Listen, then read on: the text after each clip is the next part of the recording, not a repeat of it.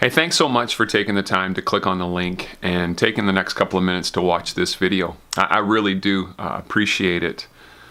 One of the videos that I wanted to share, one of the things that I wanted to do was to share a little bit about how I found out about my cancer, how I found out about the diagnosis that I was given, because first, I think it's important that none of us claim that it's our cancer. I know I just said my cancer, and I want to correct that. It's not my cancer. I don't own it. I don't want it. None of us should own it. None of us should want it.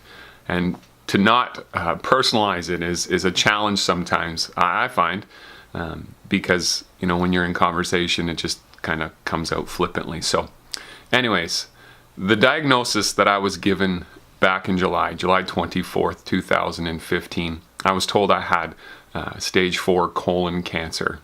But how did I get there? What was it that led up to that, to find out that there was something wrong and for me to want to go and to dig a little bit deeper? So before we go any further in this video, I just wanted to address something, because I know that there are many that are talking and asking, and obviously for many people who have known me and have known me for any amount of time have often seen me a lot heavier, and I've had a lot of comments lately about how skinny I look, and first and foremost, I appreciate all the concerns and the comments that people have made, and wishing that I was heavier and doing this and doing that and more weight. And hey, I would love to put more weight on too, but I don't always have control over what my body processes. So I'm doing well, I'm eating and all of that, but just wanted to address it. I'm not afraid of food. I'm not an anorexic. I don't eat the way that I used to eat. And funny thing, that when you make changes, change begins to happen. Like, who would have thought? Like rocket science, right? So because I have wiped out everything that had basically been killing me, from the sweets and just the amount of food and the size of plate portions and the types of foods and animal protein. I don't eat much meat. You know, there's the odd time where I might have a little bit of a treat with some chicken or something like that, but pretty much meat is a non-existent staple in my life and in our lives as well, and lots of reasons for that. And I'm not here to tell anybody to stop eating meat. It was just the choice that we made. It was the choice that I made in regards to wanting to go down this path and give my body the best chance that it had at recovering and healing. And so anyways, I am doing the best that I can to put on weight. And one of the disadvantages of losing all this weight is, as you can tell, I have absolutely no clothing. And so if you know anybody that's a size 30 to a 32 that doesn't have any need of extra pants or shirts, I'd love for you to let me know, because I need to get some more. Or hey, if you know anybody that works at any stores or any connections, that'd be appreciated too. I've been donating and getting rid of all my clothes, but my closet is becoming a lot more bare, and hopefully that'll change when things begin to change around. But don't expect me to be the weight that I used to be. I'm not going back there. I'm just a couple of pounds under my ideal weight. I'm not too far under that, but I just think it's something that people have to get used to, seeing me a little bit skinnier. Not this skinny, but a little bit skinnier. So how did I get here? It's an interesting story, and it's a story that isn't something that I'm very proud of, because I knew for a long time that there was something wrong with me, but I was just afraid to do anything about it. I don't know about you, but I think a lot of people are like that we all know that there's something wrong instinctively, and yet there's fear, worry, anxiety. There's a lot of reasons why we may not follow up and do the things that we necessarily need to do. But I knew for quite some time that there was something wrong, but I just hoped that it would go away, and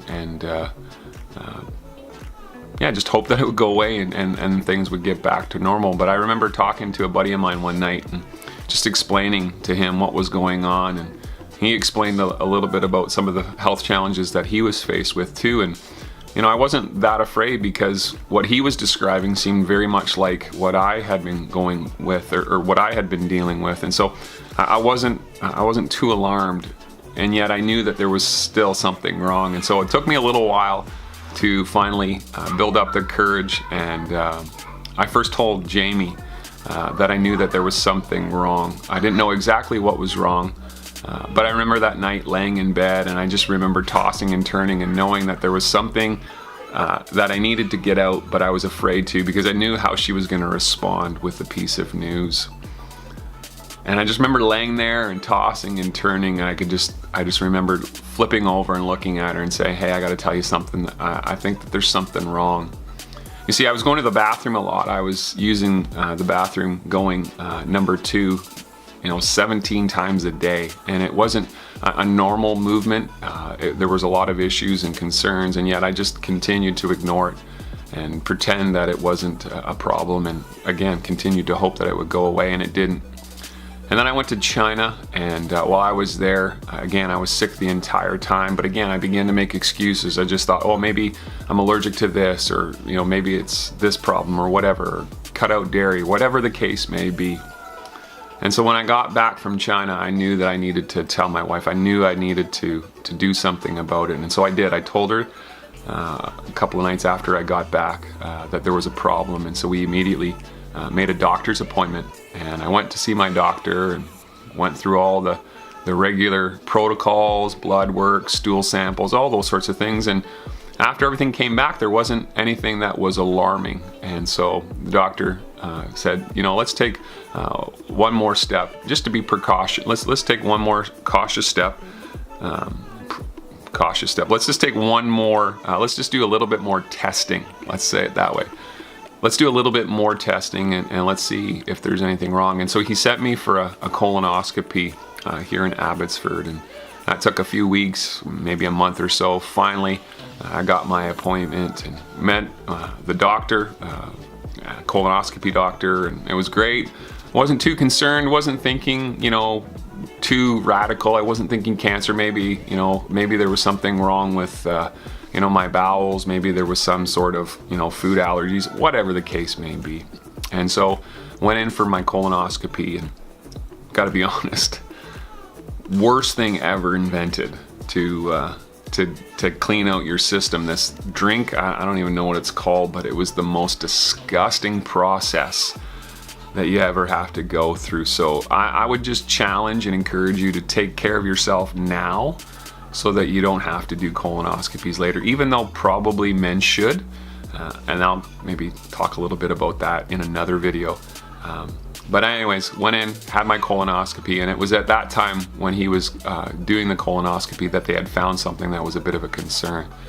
So they sent it off and had some testing, and it had come back confirmed that it was cancerous. And not only that, they had sent me at that time for more testing, a PET scan, a CT scan, MRI, all those sorts of things. And it had been again confirmed that it was cancer, the tumor that they had removed from the colon area. But it wasn't just in my colon area, but that the cancer had metastasized. It had moved from my colon into my liver and up into my lungs. And so therefore it is a stage 4 cancer. The doctor that we met with, the oncologist, he was a nice man, but I'll just leave it at that. He was a nice man. And so the oncologist that we met with, he met with us and went over all the different things that had been submitted, and the paperwork and the blood work and all that sort of stuff. And I can remember walking into the hospital, into the cancer clinic here in Abbotsford, and just still reeling from the reality of that piece of news that you've been told that you have cancer. And I didn't know what to expect. I didn't know what to do or how to, handle the situation or face it. I just remember going in and just saying whatever is going to happen is what's going to happen, and we'll accept it, and then we're going to deal with it. And that wasn't exactly what happened, but that'll be a story for another day.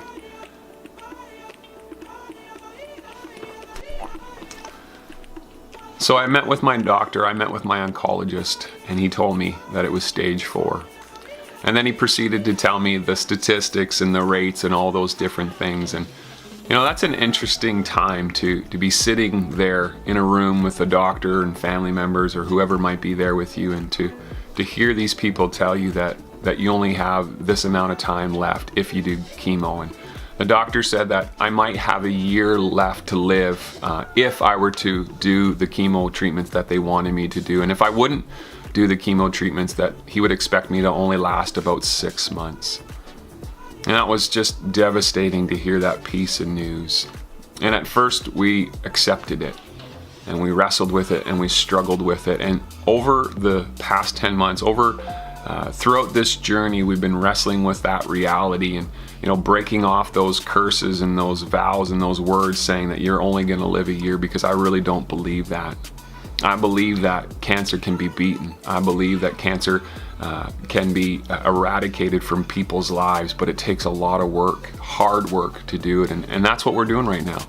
We're working hard to give me and my family the best chance at success. And that's part of the reasons why we created this YouTube channel, to create have an outlet for us to share. And whether one person watches it or 1,000 people watch it, we're not doing it for the people, we're doing it for us. We're doing it as a way of us getting our story out and sharing. And this is one of the ways that we are coping and dealing with this piece of news. But we honestly believe that the 1 year that was given to me, the diagnosis, is not going to be true. We believe that we're going to win, and we're winning. And because of many of you who help, who encourage, who watch, who interact with us, it's all a part of what's going on positively in our lives. And so we're really grateful for you and really thankful for you. So again, please take the time to share this video. Please take the time to subscribe and like it. Again, we love hearing comments and feedback, and we want to interact with people. So again, thanks for taking the time, and we look forward to. So there you have it. That's how I found out about my diagnosis.